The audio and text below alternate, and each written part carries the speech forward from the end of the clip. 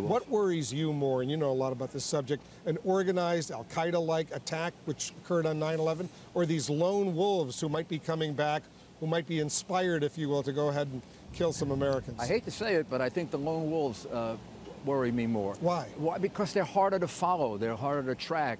It's harder to get intelligence. With Al-Qaeda, with the organized groups, there's a chance for infiltration. There's a chance for surveillance, electronic surveillance. There are international communications. When you have things like this, this ISIS leader saying, you know, go off and do your own thing, nobody has to communicate with anybody. And I think our level of intelligence about ISIS is not at the same level that our level of intelligence about Al-Qaeda was. So in that way, it frightens me more. Now, so far they haven't shown the capacity that Al-Qaeda had for the kind of attack they did on September 11.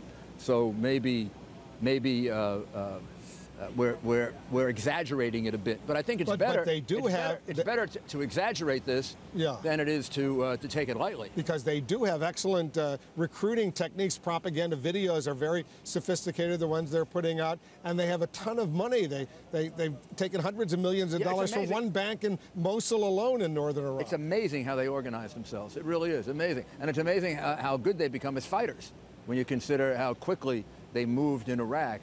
Let's not forget that ISIS started off as Al-Qaeda in Iraq and morphed into ISIS. Yes, right. And, so, this is an Al-Qaeda splinter group, if you will, but it may, I don't know if it's true, may even be more important and more effective against the U.S. Than Al-Qaeda is. Now, on the other side of it, I think they have gone so far that they have alienated more of the world, including a good part of the Islamic world, than Al-Qaeda. So are you with the president? And he's going to be here, he's coming to the United Nations tomorrow. He'll be addressing the General Assembly Wednesday morning. He'll be presiding over a meeting of the UN Security Council Wednesday afternoon. Does he have a good strategy from your perspective? Yeah, I do. I think getting international support is enormously important. We don't want to go it alone. Now, I do have a few objections. I would never have said we're not going to put boots on the ground. I never would announce that in advance. Isn't it smart, though, to be transparent with the American people who are war-weary, as you well know? But isn't it being a leader to lead the American people? The American people didn't want to enter World War II. The American people, particularly here in New York, wanted to quit the Civil War in 1863, except Abraham Lincoln knew that we couldn't. What you're saying, well, let me just interrupt. What you're saying, he shouldn't have said that, but you don't think he should send U.S. combat forces on the ground in Iraq and Syria, do you? He has. Well, the informal combat units, battalions, brigades. But who knows what they're doing? Yeah. I mean, I think the fact is, before this is over, we're going to have some troops there. It's the only way there we're are 1,600 U.S. military personnel, active duty military personnel in Iraq right now. And when you listen to General Dempsey and you listen to his people, who seem to be pushing him in that direction, so you would have said, don't tell the enemy, basically, what you won't do. This is a little bit like the mistake he made with the red line. You know, draw a red line, and then he let them cross it. Yeah, I think on trying to get international cooperation, I think he's pursuing the right strategy. I think Ambassador Powers is pursuing the right strategy. The UN ambassador. The UN ambassador is pursuing the right strategy. The more support we can have, the better. At the same time, I would not have taken this idea of troops off the table, even as a way of threatening them. Are you satisfied with the coalition that he's putting together? And they're all saying nice things, but in terms of practically doing something, militarily speaking, are you satisfied? Let's start off with the Muslim countries, the Arab countries surrounding Iraq and Syria. I don't know if it's going to work. And then I think he has to be prepared to act on his own if he has to. This is too dangerous to us. I mean, we get as much support as we can, but this is not just a threat to the rest of the world, it's a threat to the United States of America. What if this new government in Baghdad really doesn't step up to the plate? The U.S. can't, want more to be achieved in Iraq than the Iraqis themselves.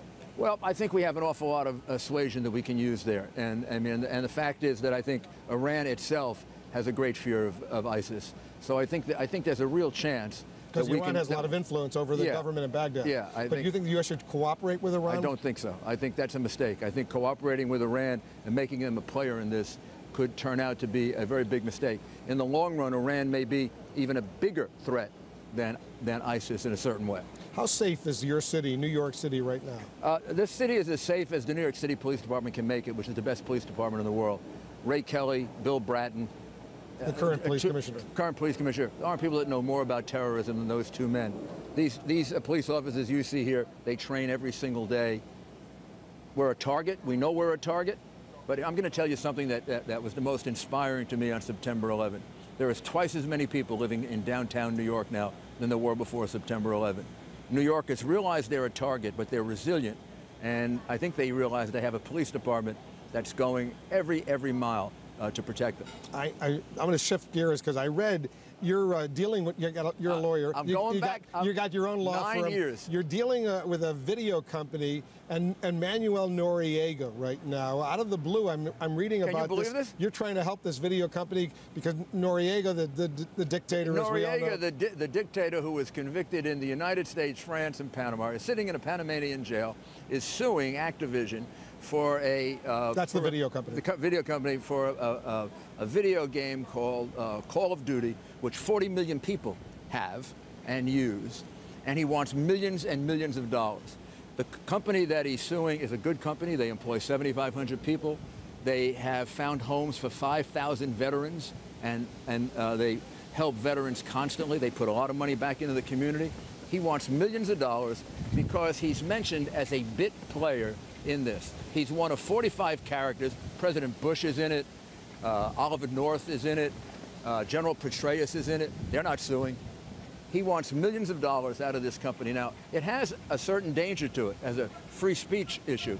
If he were to succeed, then any of these people who are mentioned in historical novels or this new genre of historical fiction, you know, you think of bin Laden's family could sue for the movie Zero Dark 30. If he's not depicted the way they want him to be depicted. Exactly right. So there's a free speech issue here, and you won't remember this, but I began my career as a First Amendment lawyer representing the Wall Street Journal, the Barron's, and the Daily News when I was at Patterson-Belknap, and I argued some famous First Amendment cases. This before you became a U.S. attorney? This is before I became a U.S. attorney. So I'm back. I'm at Bracewell Giuliani. I practice law, and it's my first love. So I love practicing law. So you can go home again? I can go home again, yeah. People can go home. Hey, thanks very much for joining us. Thank you.